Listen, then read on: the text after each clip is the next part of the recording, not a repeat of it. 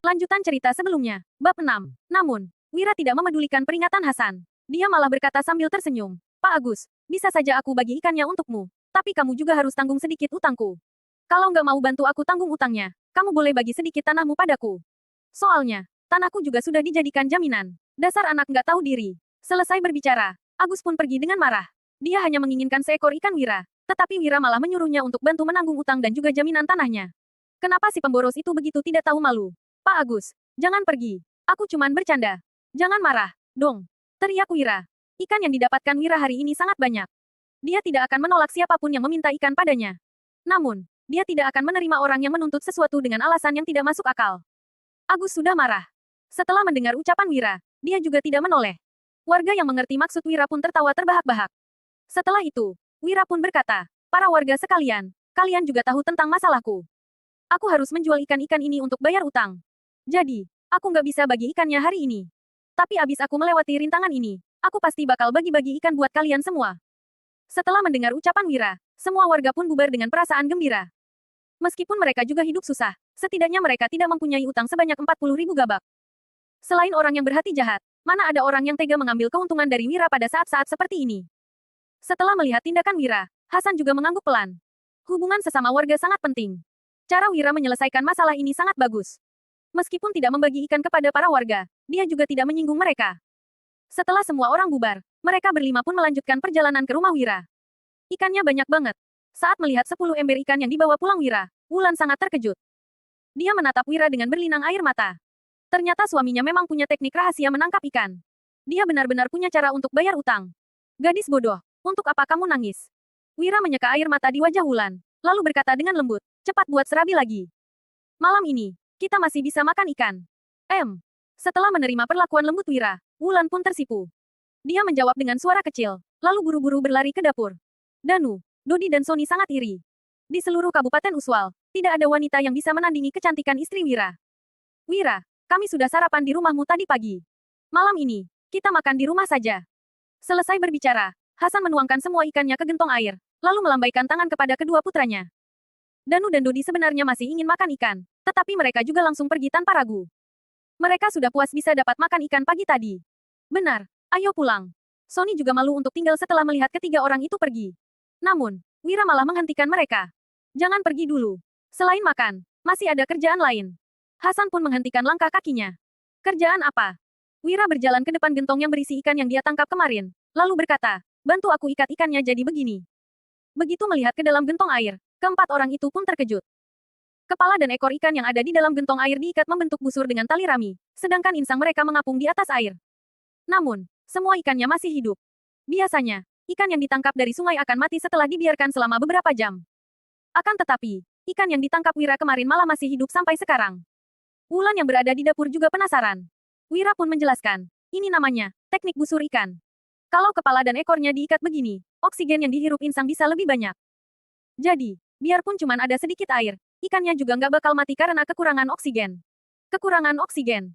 Keempat orang itu terlihat bingung, tetapi juga sangat gembira. Mereka tidak mengerti arti oksigen, tetapi mereka mengetahui dengan jelas perbedaan harga ikan yang masih hidup dan yang sudah mati. Hasan langsung menjawab sambil melambaikan tangannya, kalau gitu, kita langsung ikat saja sekarang. Nggak bakal lama kok, buat apa makan lagi? Wira berkata sambil tersenyum, teknik busur ikan harus dilakukan 2 kali.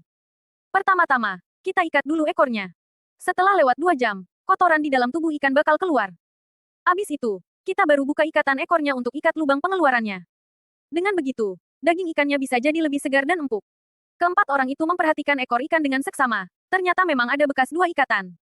Dodi langsung berkata dengan kagum, Kak Wira, kenapa kamu mengerti begitu banyak teknik yang luar biasa? Memangnya masih perlu tanya? Sony langsung berkata dengan penuh percaya diri, Wira itu seorang pelajar. Dia pasti belajar soal teknik rahasia menangkap ikan dan teknik busur ikan dari buku. Wira, betul, kan? Wira tersenyum sambil mengacungkan jempolnya. Kamu memang pintar, hehe. Sony langsung merasa bangga karena dipuji oleh seorang sarjana. Saat mereka selesai mengikat ikan, makan malam mereka juga sudah siap. Serabi yang hangat dan ikan goreng sudah disajikan di ruang utama. Wulan tetap makan di dapur. Pada zaman ini, wanita biasanya tidak makan dengan duduk di meja. Setelah bekerja seharian, kelima pria itu pun menyantap makanan mereka dengan lahap. Meskipun ini sudah ketiga kalinya Hasan, Danu dan Dodi menyantap ikan dalam 2 hari ini, mereka masih terlihat sangat bersemangat. Sony yang sudah ingin makan ikan selama 2 hari juga makan dengan lahap. Namun, dia tiba-tiba menangis. Wira pun buru-buru bertanya, Sony, kamu kenapa? Nggak apa-apa, Kak Wira.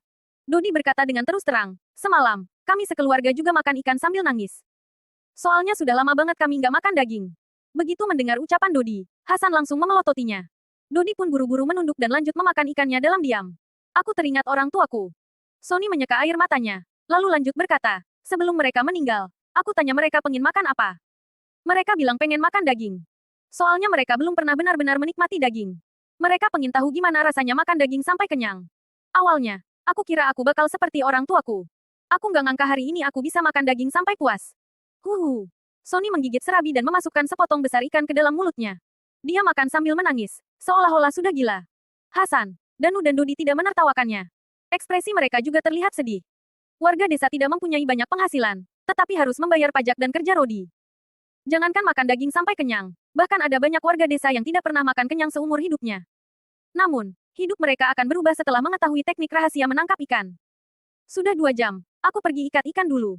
Selesai berbicara, Hasan pun pergi mengikat ikan. Danu juga diam-diam mengikutinya. Malu-maluin saja. Sony menyeka air matanya sambil membereskan peralatan makan mereka. Dodi juga membantunya. Saat melihat keempat orang yang sedang sibuk itu, Wira merasa sangat sedih. Mereka adalah orang yang paling rajin di era ini, tetapi juga merupakan orang yang paling miskin dan menderita di era ini. Mereka sudah melakukan upaya yang sangat besar dan melakukan pekerjaan terberat di dunia ini, tetapi mereka tetap tidak bisa memenuhi kebutuhan hidup yang paling mendasar. Setelah selesai mengikat ikan, mereka berempat pun pulang ke rumah masing-masing.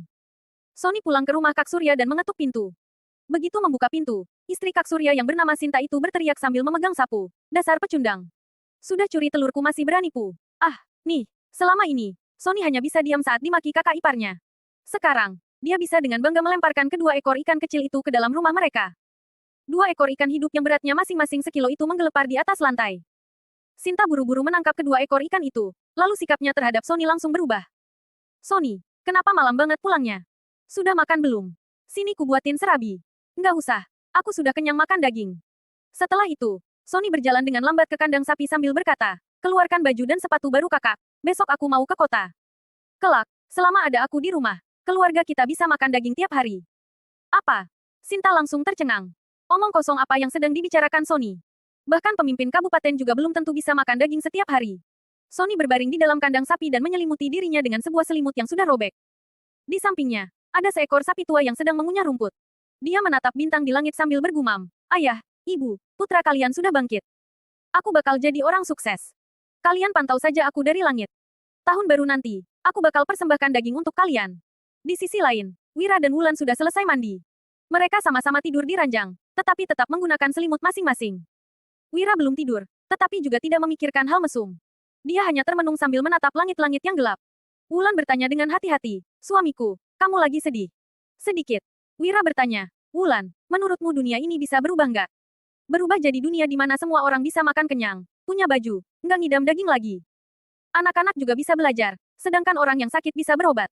Semua orang nggak perlu khawatir soal kekacauan lagi. Nggak bisa. Setelah terdiam sesaat, Wulan mengatakan alasannya, suamiku, yang kamu bilang itu persatuan dunia yang belum bisa tercapai sampai sekarang. Wira tersenyum masam dan menjawab, benar juga. Dengan teknologi dan produktivitas zaman ini, mana mungkin persatuan dunia tercapai? Teknologi. Wulan sangat kebingungan. Dia tertegun sejenak, lalu berbisik, suamiku, kamu sudah berubah jadi kayak orang lain. Wira langsung terkejut, apanya yang berubah? Wulan menjawab dengan suara kecil, dulu, kamu sama sekali nggak peduli sama kerabat jauh seperti Paman Hasan, Danu, Dodi dan Sony. Sekarang, kamu malah begitu baik terhadap mereka dan sudah nggak merendahkan mereka lagi. Dulu, kamu juga memandang rendah kepala desa seperti Pak Budi, tapi malah takut banget sama mereka. Sekarang, kamu nggak peduli lagi sama mereka. Kamu sudah berubah. Sekarang, kamu memperlakukan orang sebagaimana mereka memperlakukanmu. Wira sangat terkejut akan pengamatan Wulan yang begitu cermat. Dia pun bertanya, apa kamu suka sama aku yang sekarang? Bersambung.